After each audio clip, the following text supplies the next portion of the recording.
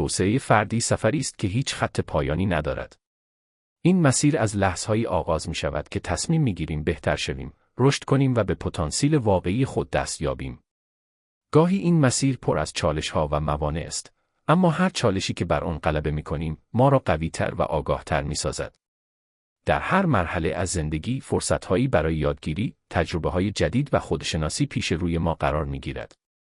مهم این است که از هر لحظه به عنوان فرصتی برای بهبود خود استفاده کنیم و با پشتکار و اراده قوی از تمامی موانع عبور کنیم. هیچ کس از روز اول کامل نیست.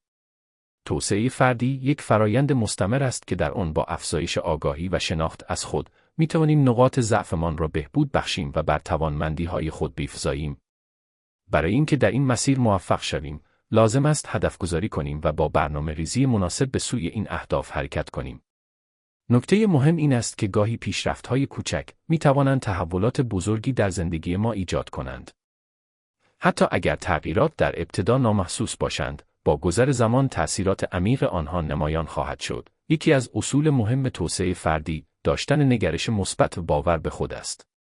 اگر به توانایی‌ها و استعدادهای خود ایمان داشته باشیم، هیچ مانعی نمی‌تواند ما را از رسیدن به اهدافمان باز دارد.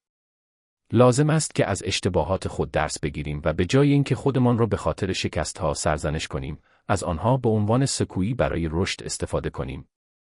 هر شکست درسی در خود دارد که ما را به فردی پخته‌تر و با تجربه‌تر تبدیل می‌کند. توسعه فردی تنها محدود به یادگیری مهارت‌های فنی یا حرفه‌ای نیست، بلکه شامل رشد ذهنی، روحی و حتی جسمی نیز می‌شود. زمانی که تعادل بین جنبه‌های مختلف زندگیمان برقرار باشد، می‌توانیم بهترین نسخه از خودمان را ارائه دهیم.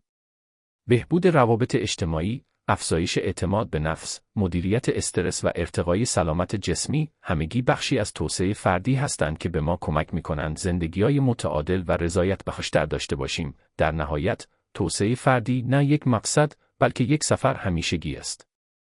سفری که در آن با هر قدم به سمت بهتر شدن حرکت می‌کنیم.